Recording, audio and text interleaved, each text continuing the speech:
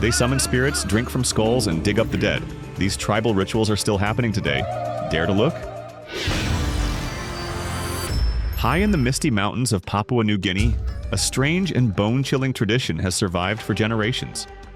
In Chimbu province, local tribes paint their bodies to resemble skeletons, complete with white rib cages, blackened eye sockets, and skull-like faces. It looks like something ripped straight from a Tim Burton movie or, honestly, a live-action version of The Walking Dead. But this isn't costume play or a horror show. These are real rituals meant to connect the living with the dead. They're called the skeleton dancers, and their eerie appearance has a purpose. Centuries ago, these people discovered that dressing like spirits could scare off rival tribes and even ward off illness or misfortune. The Chimbu believe that death is not an end, but a force that walks among us. When they paint themselves like the bones of ancestors, they're not just paying tribute, they're channeling power. During special gatherings known as sing-sings, entire groups of skeleton dancers step into the light, stomping and swaying in unison to hypnotic drum beats. Their movements are slow and deliberate, their eyes locked in a ghostly stare. No one speaks. The performance is dead silent except for the rustling of feathers, the clang of tribal jewelry, and the thump of bare feet on packed earth. Locals say the dance opens a gateway between worlds, allowing ancestral spirits to pass through. The artistry is extraordinary. The paint is made from natural chalk, charcoal, and river mud, carefully applied by family members before the ceremony. Some dancers spend hours crouched in silence as they're transformed into walking skeletons. They don't just look like spirits, they become them, moving with an otherworldly stillness that sends shivers down even the bravest spectator's spine. What's even more surprising is that these events are far from forgotten relics. They're still happening today, especially during cultural festivals like the Goroka Show or Mount Hagen Festival. Tourists sometimes mistake the dancers for performers, but for the Chimbu, this is no performance. It's sacred, it's serious, it's survival. Do not worship me! In the highlands of Sulawesi, Indonesia, the dead don't rest quietly underground. They rise every few years dressed in fresh clothes and walked through their home villages. This isn't a horror film plot. It's the Manana Festival, one of the most bizarre and fascinating traditions still practiced today by the Torajan people. To the Torajans, death is not a final goodbye. It's a long, extended part of life. Loved ones are preserved and buried only after an elaborate funeral that can take months or even years to prepare. But even after burial, the connection doesn't end. During Manini, families exhume the bodies of their ancestors, clean them, fix their clothes, and sometimes even pose them for family photos. Yes, that's right. Posing mummified relatives in sunglasses, hats, or standing upright with grandchildren is completely normal here. It may sound shocking, but for the Torajans, it's an act of deep love and devotion. Manini means the ceremony of cleaning corpses, and it's believed to maintain spiritual harmony between the living and the dead. Forget gravestones and flowers. This is physical, personal upkeep. They believe that by tending to the dead, they protect their families from misfortune and show respect that transcends generations. The bodies, many decades old, are often remarkably well preserved due to the cool mountain climate and ancient embalming herbs. Some wear watches, some carry canes. Some still have traces of lipstick or cologne. It's eerie, yes, but it's also strangely touching.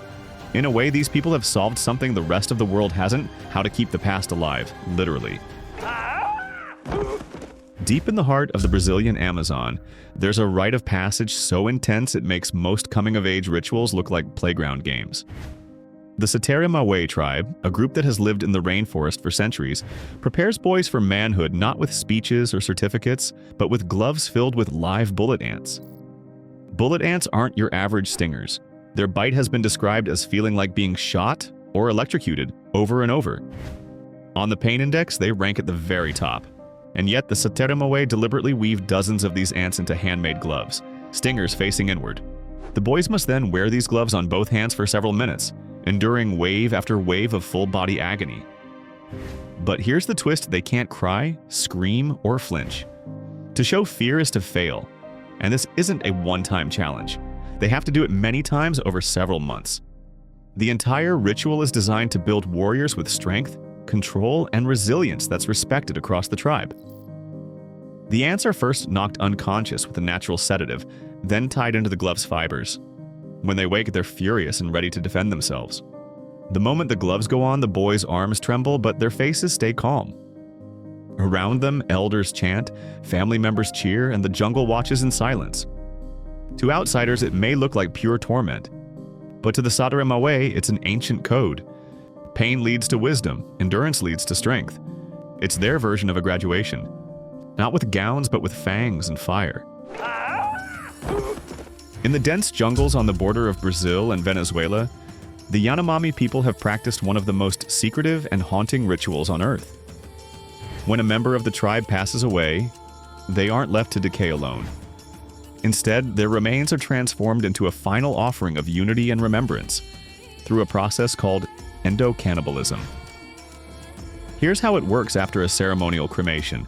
The bones and ashes of the deceased are carefully gathered.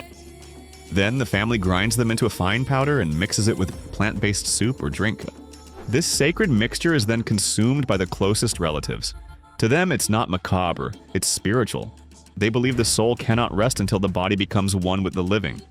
This ritual is rarely shown to outsiders, but anthropologists have documented it over decades.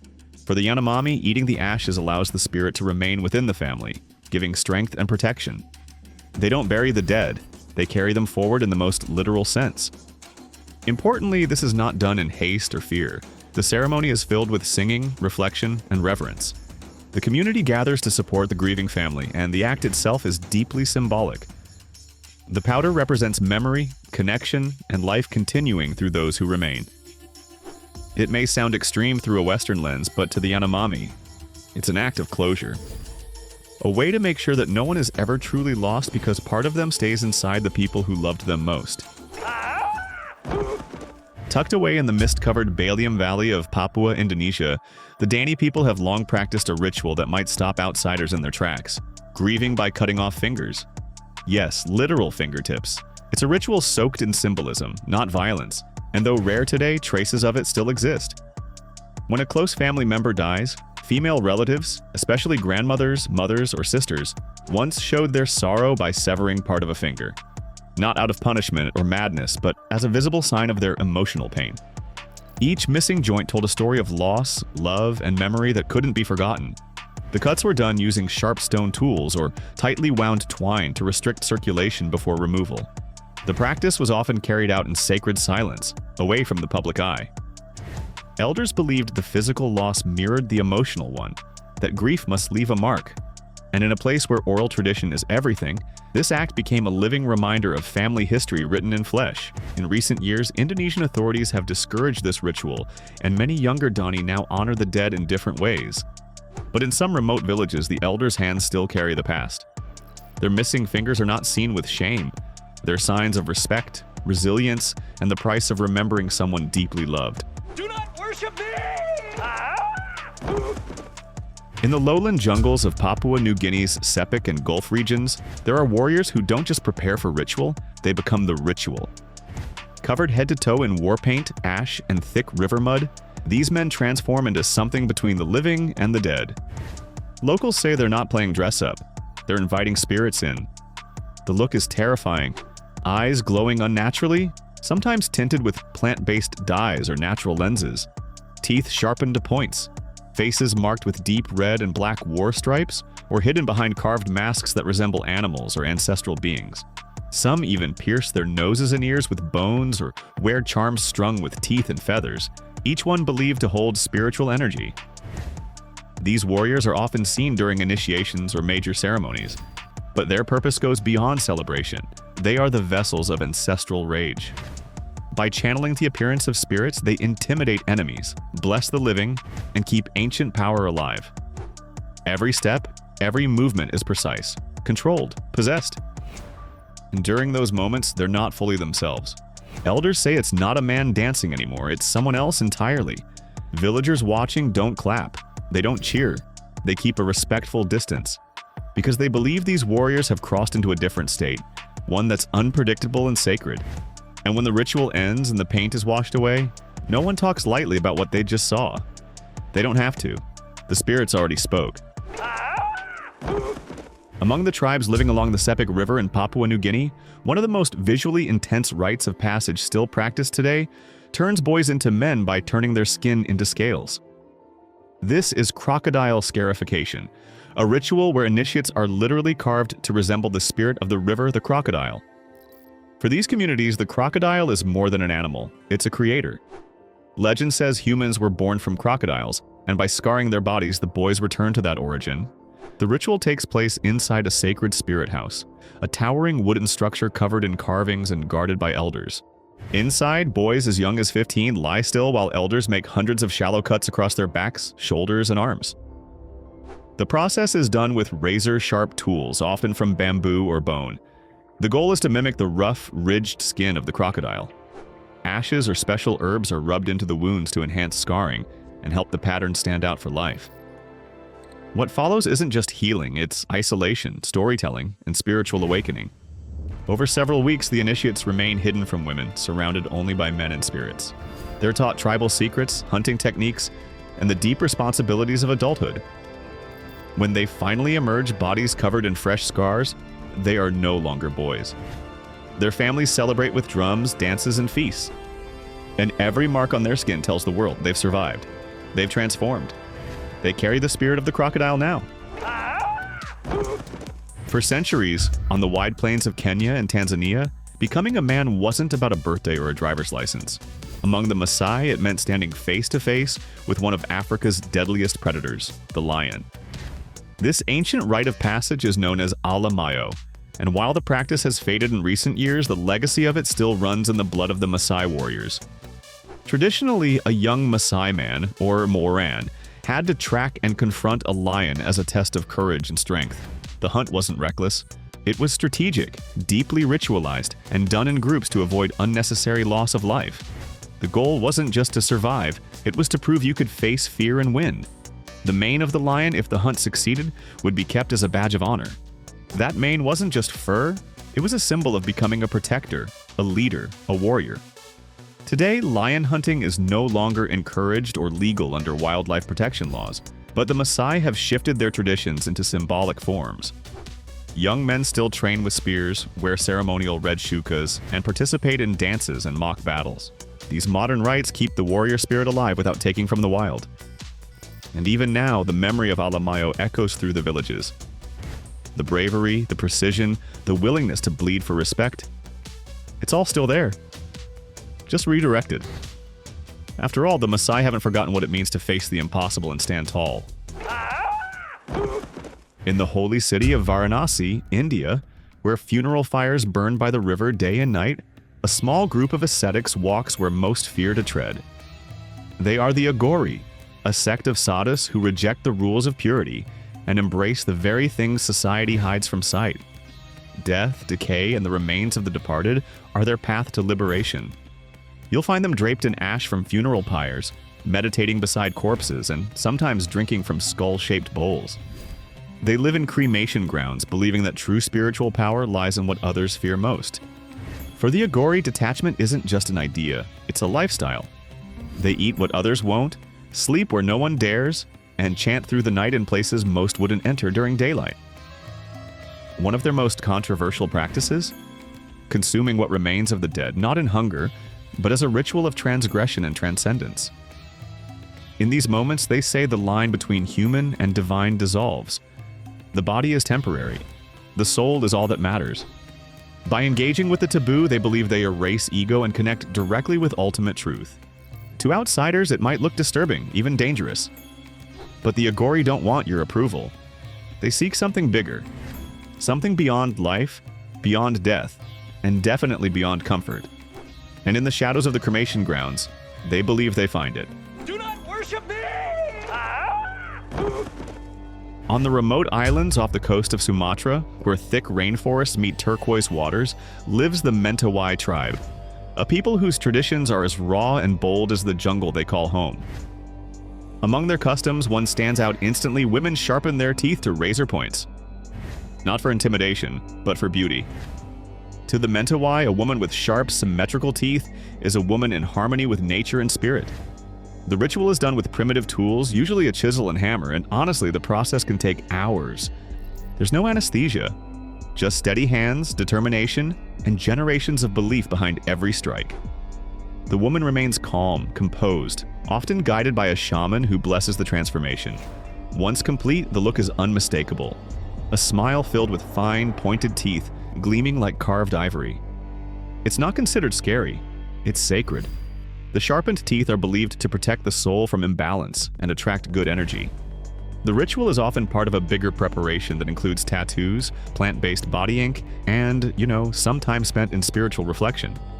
You won't find these practices advertised in travel brochures. But deep in the Mentawai forests, where the sound of the surf mixes with ancient chants, these rituals are alive. The pain isn't seen as suffering, it's seen as becoming. A transformation carved into bone, silent, permanent, and powerful.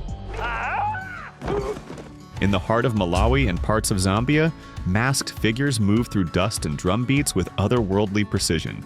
These are the Nyao dancers, members of a secretive society tied to the Chewa people, and their ritual performances are like nothing else on Earth. Covered in elaborate masks and layers of raffia or tattered cloth, they appear during funerals, initiations, and sacred ceremonies. But don't mistake this for theater. Each dance is a coded message between the living and the dead. The Nyao Society isn't something you casually join. It's an initiation bound by secrecy and silence. Members are taught symbolic dances, meanings behind dozens of masks, and how to channel ancestral spirits. When a Nyao dancer enters a village, they become a spirit. No longer a man, but something beyond. They don't speak, they don't break character, and no one dares to interrupt. The masks themselves are striking. Some resemble animals, others twisted human figures, even exaggerated modern caricatures. Each mask has a name, a role, and a message. One might warn of greed, another might represent death itself. The dances can be playful or downright frightening, but they always carry deep meaning, especially at funerals where they guide the spirit of the deceased to the next world. Outsiders aren't welcome at Nyao rituals without permission, and filming is often forbidden. To the Chewa, this isn't performance, it's protection, a way to keep the spiritual balance intact and show that even in death, the community still dances, still watches, still remembers. In the blazing heat of Ethiopia's Omo Valley, something wild echoes across the savannah. Bells, chants, and the sudden burst of feet pounding the earth. It's the sound of a Hamar bull jumping ceremony, a ritual that separates boys from men in a way that's anything but symbolic. There are no shortcuts here. To become a man in the Hamar tribe, you have to leap naked over the backs of a row of bulls. And that's just the start. The event begins with music, feasting, and dancing. But beneath the celebration lies deep tension. The young man, called the Ukuli, is stripped of his clothes and dignity and must run across the backs of up to 10 bulls, multiple times. If he falls, the ritual must wait until another day. But if he succeeds, he earns the right to marry, own cattle, and be considered an adult in the eyes of his community. But there's another side to the ritual, one that's loud, painful, and marked on skin. Female relatives, often sisters and cousins, line up to be whipped by the Maz, ceremonial men with long rods. These women dance, sing, and offer their backs willingly. Each scar left behind is not shame, it's pride. A show of loyalty and a promise that the young man is not alone. Their pain is seen as a sacrifice to strengthen the bond of family, and the scars are worn like medals. The ceremony ends in dancing and joy, but the memories etched in skin and bone remain for life. It's not just about the bulls, it's about pressure, tradition, and walking. Head first into a test your ancestors faced before you. And in a world where adulthood can mean many things, the Hamar makes sure it's earned, not given. In the remote Sepik River region of Papua New Guinea, there stands a towering structure that holds no windows, no comfort, and no easy exit. It's called the House Tambaran, the Spirit House. And for the Kaningara people, it's where boys vanish and men emerge, changed forever. Entry into this house marks the beginning of one of the most intense tribal initiations still practiced today. Young boys are taken from their families and secluded inside for weeks, cut off from the outside world. Inside, they are not just taught, they are reshaped. Their bodies, their minds, and their spirits are stripped and rebuilt. This isn't done with lectures, it's done with pain, isolation, and the slow, deliberate unraveling of childhood. The ritual's centerpiece is the crocodile scarification. To the Kaningara, the crocodile isn't just a river beast, it's an ancestor, a godlike force that created humans. Inside the spirit house, elders cut the boy's skin with razors or sharpened bamboo to mimic the scales of a crocodile. The chest, arms, and back are sliced hundreds of times. Ash or herbal mixtures are rubbed into the wounds to help the scars swell into bold ridges. Each cut is a step away from being a boy. Each scar, a badge of transformation. But the physical pain is only half of it. The boys are kept in darkness for days. They're fed little, they're told stories that blur reality and myth, taught sacred knowledge, tribal law, and the ways of the spirits. The fear they feel is by design. It's part of becoming. By the time they're brought back into the sunlight, they've crossed a psychological threshold few outsiders could imagine. The community greets them not with hugs, but with awe. They are now crocodile men, marked for life, respected, and no longer considered children. Their silence is deeper, their posture different. They've touched something ancient in that house, and whether they understand it or not, that house will never truly leave them. Do not worship me! Under the scorching sun of West Africa, where drums pulse like distant thunder and thousands gather in open fields, young Fulani men prepare to step into pain and into manhood. This is the Sharo Festival, a centuries-old tradition that's as raw as it is symbolic. It's a test of strength, endurance, and composure. The prize? Respect, adulthood, and sometimes even the right to marry. At the heart of the ritual is a brutal showdown. Two young men stand shirtless in a circle holding long sticks. They take turns lashing each other across the back with full force. The rules are simple: no flinching, no crying out, no stepping away. The one who shows pain loses face. The one who stays steady, even as blood rises, walks away with honor, and in some cases, a bride. These aren't chaotic brawls, they're structured, almost ceremonial. The lashes are counted, elders watch closely, and before the fight begins, the men are prepared spiritually, praying, chanting, and sometimes treated with traditional herbs to focus their minds and steel their bodies. Around them, the crowd roars. Women sing songs of encouragement. Warriors dance in circles. The energy is electric. For the Fulani, this isn't seen as violence, it's discipline. A public display of maturity. It proves a man can face hardship without breaking. And that, in their culture, means he's ready to build a family and lead. The scars that remain are worn with pride. Each mark tells a story not of defeat, but of survival. In a world that often hides discomfort, the Fulani face it head-on, with sticks, sweat, and silence. That's about it. Which of these tribes shocked you the most? Write in the comments. For more useful information, watch other videos.